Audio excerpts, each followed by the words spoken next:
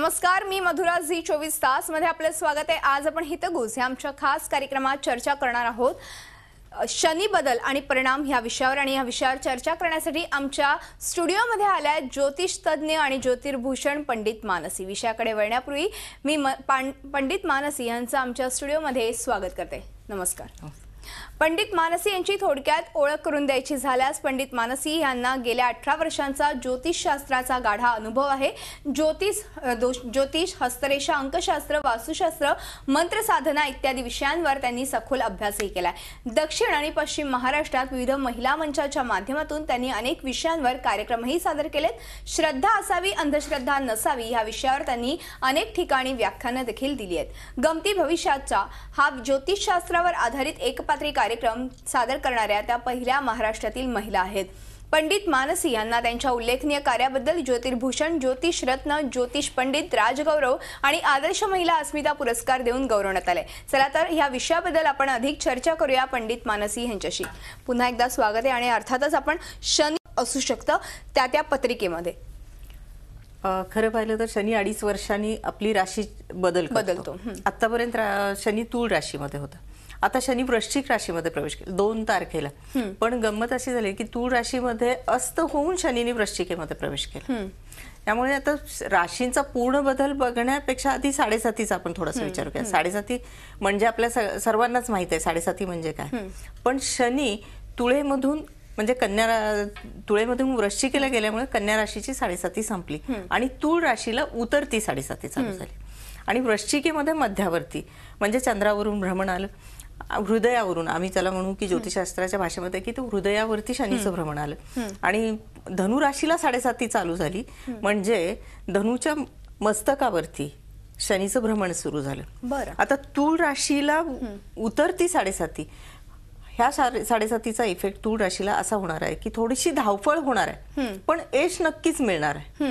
पण वृश्चिकेचं कसं होणार आहे की मूळचा चंद्र वृश्चिकेमध्ये नीचेचा ठरतो, चंद्र नीचेचा। आणि वृश्चिक राशी ही मंगळाची राशी, परत ती जलतत्वाची राशी, बरोबर। आणि ह्या सगळ्यांचा जर विचार केला तर शनीला ही राशी मानवत नाही।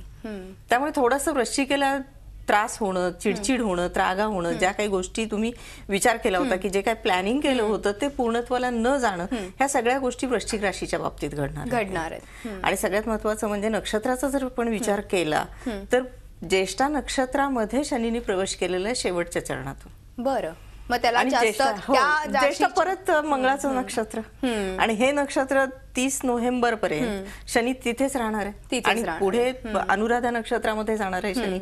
आणि अनुराधा हे शनीचं स्वतःचं नक्षत्र, मग त्यामुळे त्यांना फायदा होऊ शकतो। अनुराधा नक्षत्र ज्यांचं असेल त्यांना ते फायदा होऊ शकतो। म्हणजे वृश्चिक राशीच्याच पण अनुराधा नक्षत्राच्या लोकांना त्याचा फायदा होऊ शकतो। ज्येष्ठापेक्षा अनुराधा नक्षत्राच्या लोकांना जास्त पण मग फायदा म्हणजे कुठल्या स्वरूपातला असेल? मग मानसिक रित्या असेल किंवा आर्थिकरित्या असेल, कसा असेल?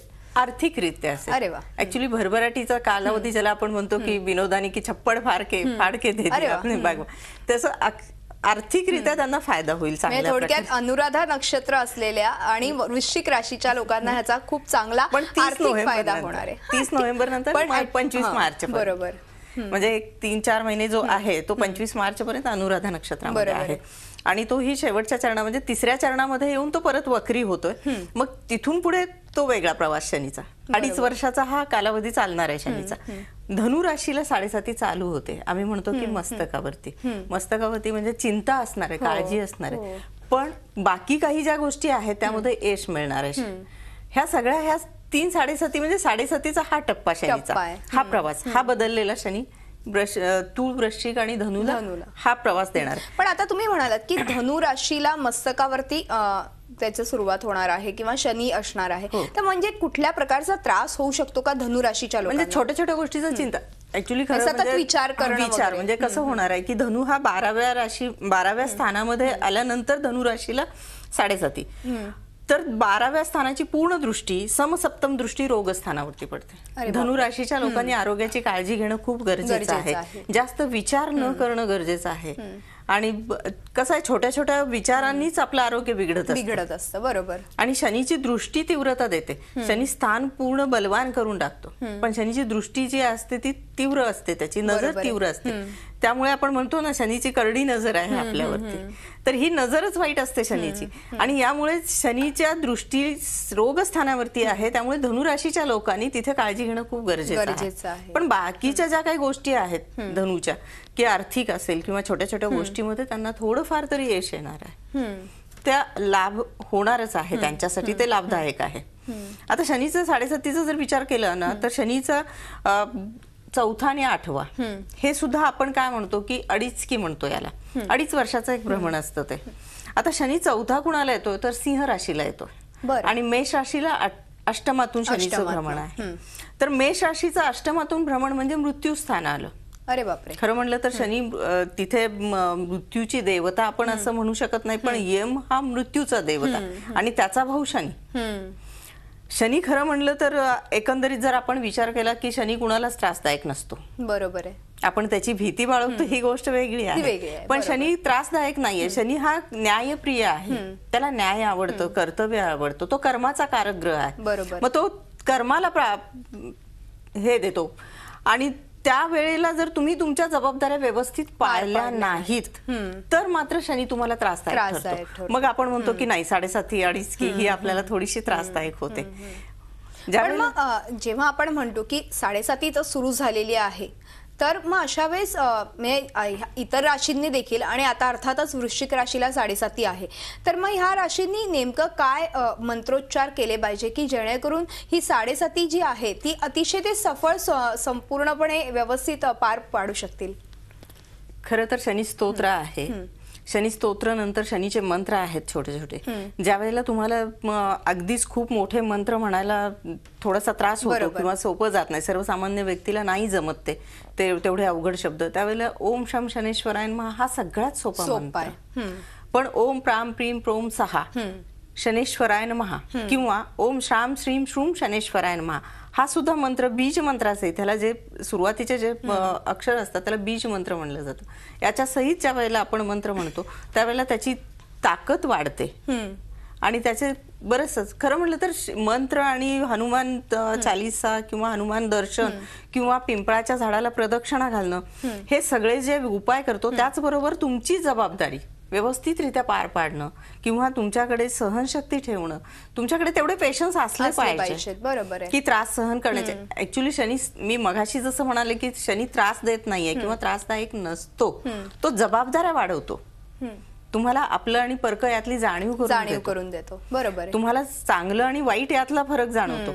हे सर्व करत असताना तुम्ही ज्या पद्धतीने ते करता आणि तिथे तुम्ही म्हणजे कमजोर न पडता किंवा तुम्ही चुकीचा मार्ग न अवलंबता, तुम्ही शेअर मार्केटला काही लोकांना असं वाटतं की नाही आता आपण लवकर श्रीमंत व्हायचंय, बऱ्याचशा आपल्याकडे स्कीम पण येतात त्याच्यामध्ये आपण पैसे गुंतवतो, तिथे पण मग शनी म्हणतो नाही एक कष्टाशिवाय नाहीये मिळणार तुला, असं सहजही नको जाऊ. मग इथे थोडेसे आपल्याला उलटा प्रवास करावा लागतो.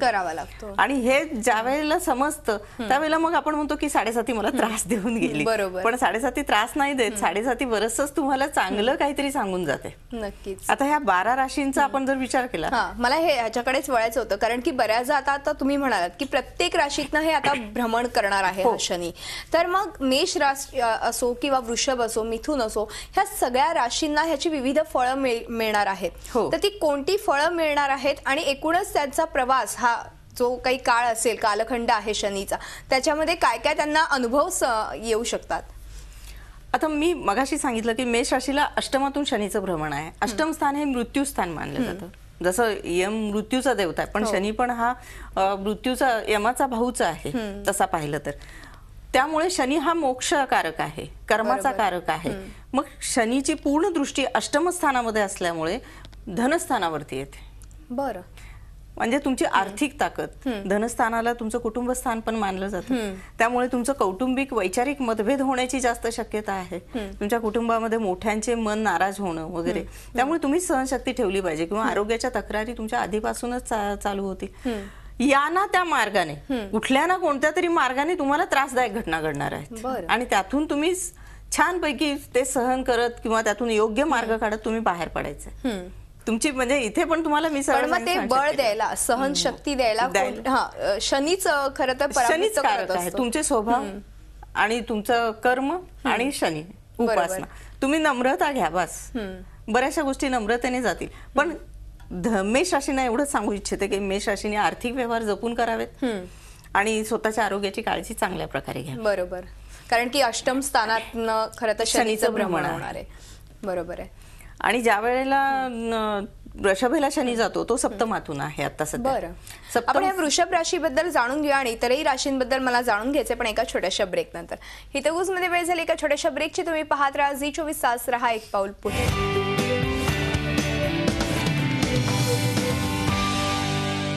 हितगुज या आमच्या खास कार्यक्रमात आपलं पुन्हा एकदा स्वागत आहे आणि आज आपण चर्चा करतोय शनी बदल आणि परिणाम या विषयावर आणि आपल्याला मार्गदर्शन करतात पंडित मानसी. मी पुन्हा एकदा चर्चेकडे वळते. मग अशी आपण वृषभ राशीबद्दल विचार करत होतो आणि वृषभ राशीबद्दल तुम्ही सांगताना एक महत्त्वाचा मुद्दा सांगितलात, तो काय? वृषभ राशीला 7वा शनी येतोय. सप्तमातून शनीचं भ्रमण आहे. मग सप्तम स्थान हे वैवाहिक स्थान आहे आपलं.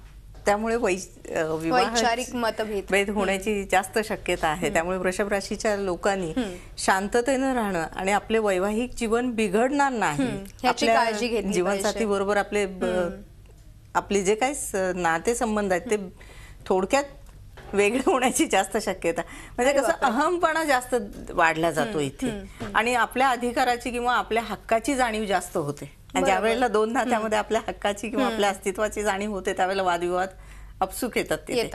त्यामुळे इथे थोडंसं शांततेने घेणं खूप गरजेचं आहे वृषभेच्या लोकांना. आणि तसं वृषभेचे लोक तसं पाहिलं तर गोड बोलणारे असतात, तसे रसिक असतात. खरं तर शांतपणे मतभेद होण्याचे खरं तर चान्सेस कमी असतात. पण नाही, शनी दाखवून देतो म्हणजे आपल्या आपल्या स्थानाचं कर्म तो दाखवून देतो की हे इथं आहे तर हे असं होणारच. बरोबर. त्यामुळे थोडंसं शांततेनं घेणं. पण वृषभ जशी गोड बोलणारी रसिक असेल तशी हट्टी आणि रागीट पण आहे. त्यामुळे त्याने त्या स्वभावावरती कंट्रोल काढून आपलं वैवाहिक जीवन छानपणे घेणं खूप गरजेचं आहे. आणि त्याचबरोबर मिथुन राशीला ना आता 6व्या स्थानातून शनीचं भ्रमण होतं आणि असं म्हणलं जातं ज्योतिषशास्त्रामध्ये की 6, 10 म्हणजे 3, 6, 10 इथून ज्या वेळेला शनीचं भ्रमण होतं ते लाभदायक जातं. बरं. आणि 6वं स्थान हे शत्रू दाखवतं. रोग स्थानाबरोबर आपले शत्रू पण दाखवलं जातं. आणि मी तर असं म्हणेन की मिथुनेचे शत्रू आता यांच्या पुढे गुडघे टेकतील. अरे मस्त. शत्रू म्हणजे छान, म्हणजे तिथे शांत होतील यांच्या समोर, फक्त काही बोलणार नाहीत. आणि फक्त यांनी कसं तब्येतीचे थोडेसे कुरबूर जर सुरुवातीच्या काही असतील तर त्या त्यांनी कंट्रोलमध्ये लक्ष ठेवणं गरजेचं आहे. पण त्याचबरोबर त्यांची व्ययस्थानावरती दृष्टी पडते शनीची. आपला खर्च विनाकारणच होणार नाही किंवा आपला पैसा विनाकारणच कुठेही जाणार नाही याच्याकडे यांनी थोडंसं लक्ष देणं खूप गरजेचं आहे. पण मग ह्यांनी तब्येतीची काळजी घेणं हे फार आवश्यक आहे. म्हणजे शनीचं कसं आहे की शनीचे जे आजार आहेत ते सहसा आपल्या हाडावरती असतात. बरोबर. आणि त्यातला मगज म्हणजे ते कॅल्शियम कमी करणं हे शनीचं जास्तीत जास्त तिकडे जातं. त्यामुळे ते जॉईंट्स जे असतात ते तिथे जास्त आजार आणि तिथे जास्त प्रभाव पडतो आणि ते कमजोर करतं. किंवा एखादा तुम्हाला जुना आजार असेल तर तो कायमस्वरूपी टिकवणं, लवकर बरे न होणारे आजार शनी देतो. किंवा जे एखादा कमजोर पार्ट झाला असेल तर तो त्या पार्टवरती जास्त प्रभाव शनीचा पडतो. त्यामुळे तिथे काळजी घेणं खूप गरजेचं आहे ह्या लोकांनी. आणि मग कर्क राशीबद्दल जेव्हा आपण बोलतो तेव्हा कर्क राशीने काय केलं पाहिजे? कर्क राशीच्या 5व्या स्थानातून शनीचं भ्रमण आहे. म्हणजे वैवाहिक स्थानाला जितपत महत्व आहे तेवढं हे प्रेमाचं पण स्थान आहे, संतती प्राप्तीचं पण स्थान आहे, शिक्षणाचं पण स्थान आहे.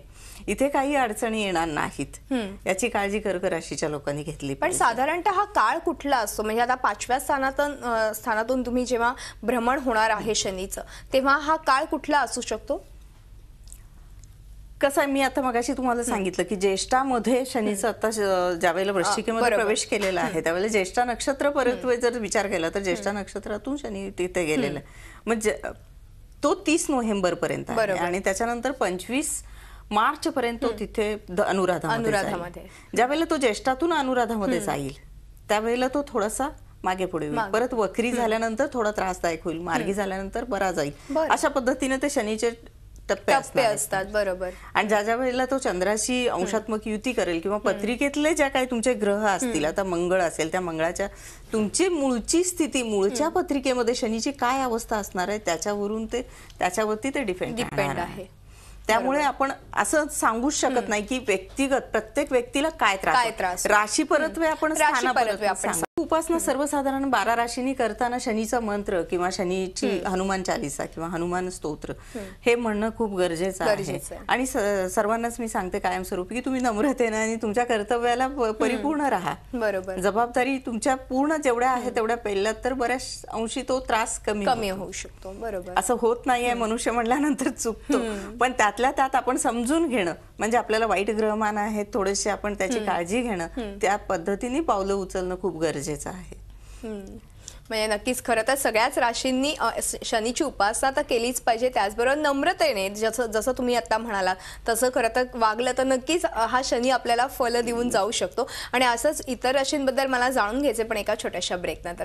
हितगुजमध्ये पुन्हा वेळ झाली एका छोट्याशा ब्रेकची. तुम्ही पाहत राहा झी24 तास, रहा एक पाऊल पुढे.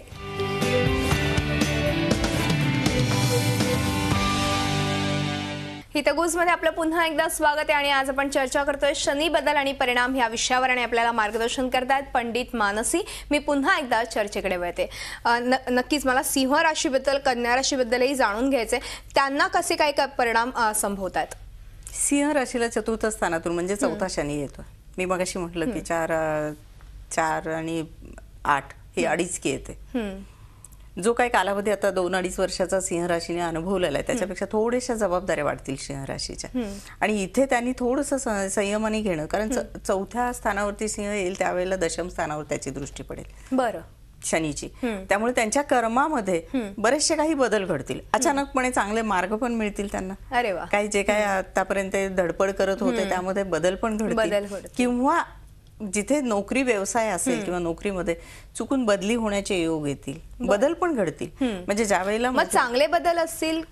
चौथा शनी असल्यामुळे थोडासा त्रासदायक पण होऊन जाईल, पण इथे परत आणि सांगते की मूळच्या पत्रिकेवरती डिपेंड. बरोबर आहे. जर वृश्चिकेचा तुमचा शनी असेल आणि तो अनुराधा नक्षत्रात स्वनक्षत्रात असेल तर बरीचशी चांगली फलं मिळतील. नाही असं नाही, पण तो कुठे स्थानबद्ध झालेला आहे, कोणाच्या दृष्टीमध्ये आहे आणि त्याच्यावरती पण गोचरी भ्रमण बरंचसंच अवलंबून आहे. हो, कारण तिथे मूळच्या पत्रिकेतले व्यक्तिगत आपण नाही बोलू शकत, पण राशी परत्वे आपण हे म्हणू शकतो की थोडाफार सिंह राशीला त्रास आहे. कारण सिंह ही रवीची राशी मूळची तापट राशी आहे आणि तिथे शनी चौथा जातो त्याला, कर्मावरती दृष्टी. पण मग तब्येतीची कशी काळजी घेतली पाहिजे? एवढे तब्येतीचे त्रास होतील असं वाटत नाहीये. व्यक्तिगत आता कुणाला एखाद्याला होत असेल तर पहिल्यापासून जर असेल तर दशा परत्वे वगैरे तो होईल. चिंतात्मक ज्यावेळेला नोकरी व्यवसायाची काळजी होईल तुम्हाला त्यावेळेला मग बऱ्यापैकी थोडासा त्रास जाणवतो तिथे. आणि कन्या राशी आणि तुळ राशी बद्दल, कारण की तुळ राशीतनं आता तो खरं तर मार्गक्रमण करतोय वृश्चिक राशीमध्ये,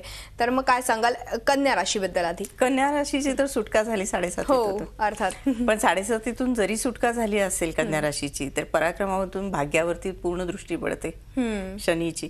त्यामुळे मुलांचं वगैरे किंवा शिक्षण ह्या सगळ्या ज्या गोष्टी आहेत त्या गोष्टींची त्यांनी थोडीफार काळजी घ्यावी. म्हणजे एवढ्या आनंदी होऊन पण जमणार नाही कन्या राशीला की बाबा 7.5 सुटका झाली, पण जबाबदारीतून संपलेली नाही अजून, ते अजून चालूच आहे जबाबदारीचं. आणि तो कालावधी जवळजवळ नाही म्हणलं तरी तुमचा नोव्हेंबर पूर्ण म्हणजे डिसेंबरच्या सुरुवातीपर्यंत असणार आहे. तिथून थोडेसे मार्ग कन्या राशीला मिळतील. हा, पण थोडेफार सुस्कार सोडण्यासारखे म्हणजे जे काही कालावधी आधीचा गेला आहे त्याच्यापेक्षा चांगला खरं तर काळ आता त्यांना आलेला आहे. तुळ राशीबद्दल काय? तुळ राशीला मी जसं म्हणलं की उतरती 7.5 आहे आता तुळ राशीची.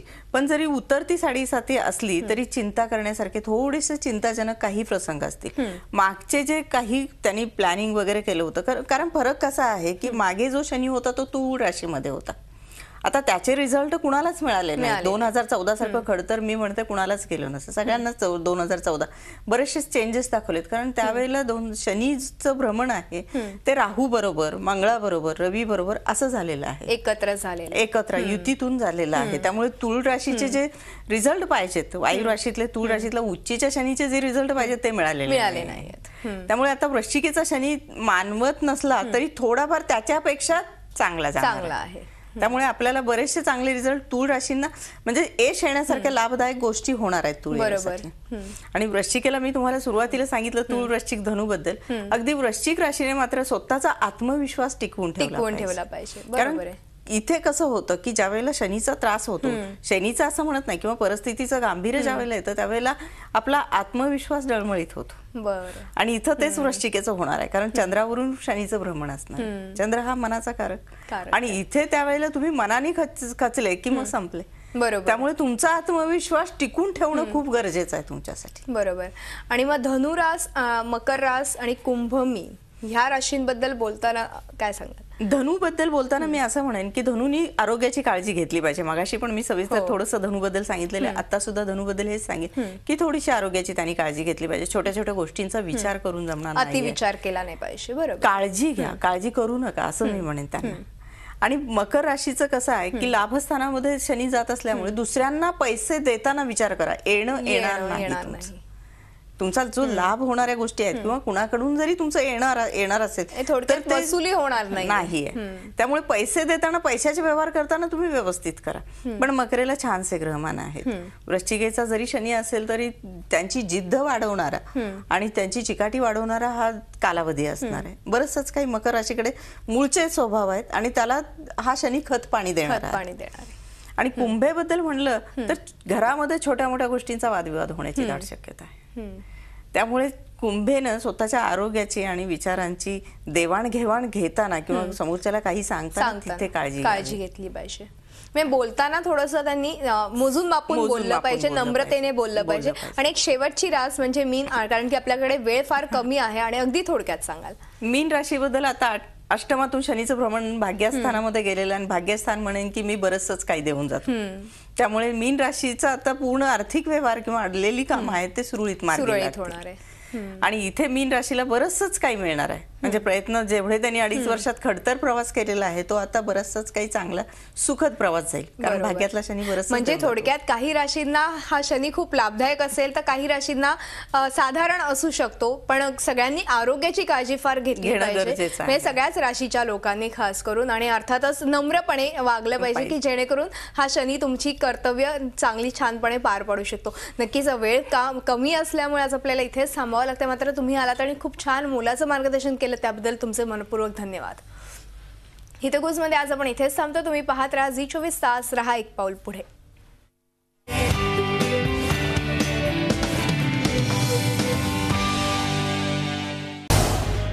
झी24 तास, रहा एक पाऊल पुढे.